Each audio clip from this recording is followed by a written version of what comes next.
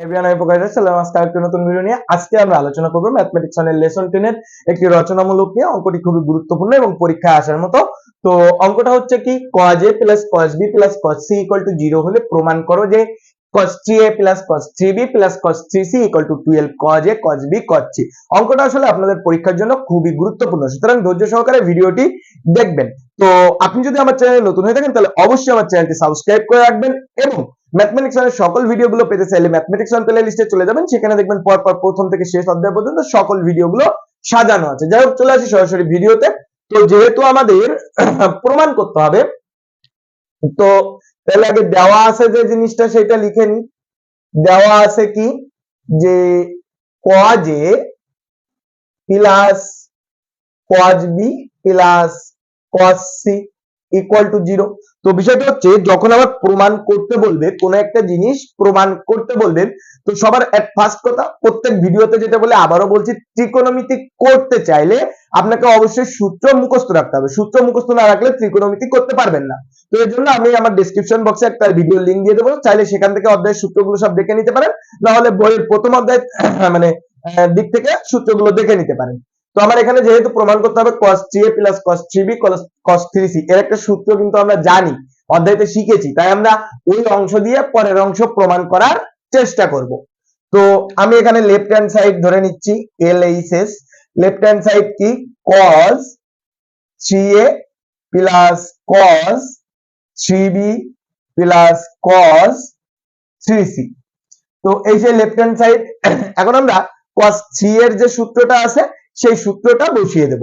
cos 3 এর সূত্র হচ্ছে কি, 4 cos qa minus 3 cos a plus cos 3b এর সূত্র কি, একই জিনিস হবে, জাস্ট এর জায়গায় b হবে। আমরা সেই জিনিসটা লিখছি, 4 cos qb minus 3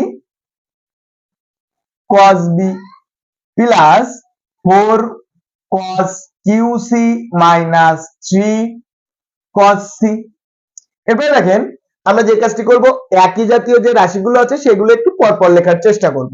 আমি সেই কাজটাই করছি, 4 cos qa plus 4 cos qb plus 4 cos qc। এর মানে কি, আমি জাস্ট এই যে অঙ্কগুলো মানে একই জাতীয় যে রাশিগুলো আছে, এই একটা এই একটা এই একটা একসাথে লিখলাম। এরপরে minus 3 cos a 3 cos b 3 cos c, এই জিনিসগুলো একটু পর পর লিখবো। তো এটা কত, minus 3 cos a minus 3 cos b minus 3 cos c, এগুলো পর পর লিখলাম। এবারে দেখেন, এই তিনটা থেকে কি 4 কমন নেওয়া যায়, সেই 4টা কমন নিয়ে নিব। তাহলে কত হবে, 4 কমন নিলে cos qa plus cos qb plus cos qc minus, এখান থেকে যদি মাইনাস 3 কমন নিয়ে নিই তাহলে থাকে কি, cos a plus cos b plus cos c। এবার দেখেন, আমার যে কাজটা করতে হবে সেটা হচ্ছে, এখানে দেখেন আমরা একটা সূত্র জানি, সেটা হচ্ছে cos qa plus cos qb plus cos qc minus 3 cos a cos b cos c। এর একটা সূত্র আমরা জানি, যেটা আমরা ক্লাস 8 এ পড়ে আসছি। আমরা সেই সূত্রটা লেখার এখন চেষ্টা করব। 4, আমি এখানে দেখেন cos qa plus cos qb plus cos qc minus 3 cos a cos b cos c, sorry, এরপরে plus 3 cos a cos b cos c। এখানে আমি কি করছি সেই জিনিসটা আপনাদের একটু বলি। বিষয় হচ্ছে, এখানে আমরা এরকম একটা অংশের সূত্র জানি, aq plus bq cos aq plus cos bq plus cos cq minus 3 cos a cos b cos c, এই জিনিসের একটা সূত্র আমরা জানি, বাট এই minus 3 cos a cos b cos c তো এই অঙ্কের ভিতরে নাই, এখানে কি কোথাও আছে? নাই। তাই আমরা কি করছি, এখানে minus 3 cos a cos b c যেহেতু নিয়েছি, তাই এর পাশে ওই জিনিসটা আবার প্লাস করে দিয়েছি, তাহলে মাইনাসে প্লাসে কেটে গেল, আমার এই পাশের অংশ প্রয়োজন, আবার অঙ্কের মানও ঠিক থাকলো। আমরা চাইলে অঙ্কে যে কোনো কিছু করতে পারি, বাট একটা জিনিস খেয়াল রাখতে হবে, অবশ্যই যেন অঙ্কের মানটা অলওয়েজ টাইম ঠিক থাকে। এরপরে দেখেন, পরবর্তী যে অংশ আছে, মাইনাস 3 ইন্টু 0। 0 কেন? দেখেন cos a plus cos b plus cos c এর ভ্যালু তো দেওয়া আছে 0, তাই আমরা এখানে কি করলাম, এটার সাথে 3 ইন্টু 0 গুণ করে দিলাম। গুণ করে দেওয়ার পরে আমরা এখানে 4 ইন্টু জাস্ট এই অংশটুকুর একটু সূত্র বসিয়ে দেব।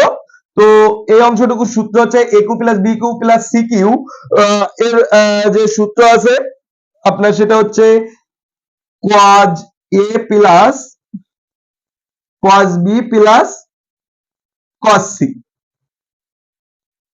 Minus cos a plus cos b plus cos c into আপনার cos square a plus cos square b plus cos square c minus আপনার হচ্ছে cos square a cos square b cos square c minus cos a cos b minus cos b cos c minus cos c cos a। এরপর দেখেন ওই যে plus যে অংশ থেকে গেছে সেই অংশ লিখে দিব, plus 3 cos a cos b cos c দিয়ে এই সেকেন্ড ব্র্যাকেটটা ক্লোজ করে দেব। মানে এই 4 এর সাথে সম্পূর্ণ অংশ কিন্তু গুণ। তার মানে এখানে আমরা কি করলাম, cos a cube plus b cube plus c cube এই অংশের সূত্র আমরা লিখলাম। এই যে এখান থেকে এই যে অংশ আছে সেই অংশের সূত্র আমরা লিখছি। সেই সূত্রটা কি cos a plus cos b plus cos c plus cos square a plus cos square b plus cos square c minus cos a cos b minus cos b cos c minus cos c cos a plus 3 cos a cos b cos c। মানে ওই যে অংশ ছিল সেই অংশটা পাতিয়ে দিয়েছি এবং 3 এর সাথে 0 গুণ করলে কি হয়ে যায়, তার ভ্যালুটা 0 হয়ে যায়। যেহেতু 0 হয়ে যায় সেহেতু এটার আর কোনো ভ্যালু ওখানে বসে না।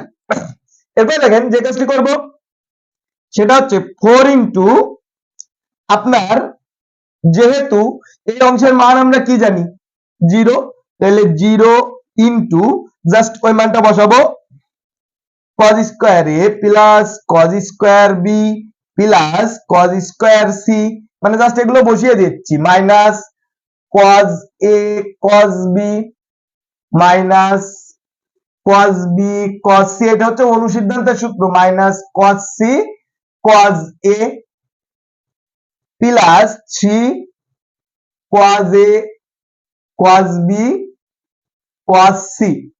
এটা হচ্ছে কি কিন্তু এই পুরো অংশটা কিন্তু অনুসিদ্ধান্তের সূত্র। আপনারা যদি ক্লাস 8 এর বইটা ঘাটেন তাহলে ওর অনুসিদ্ধান্ত দেখতে পাবেন।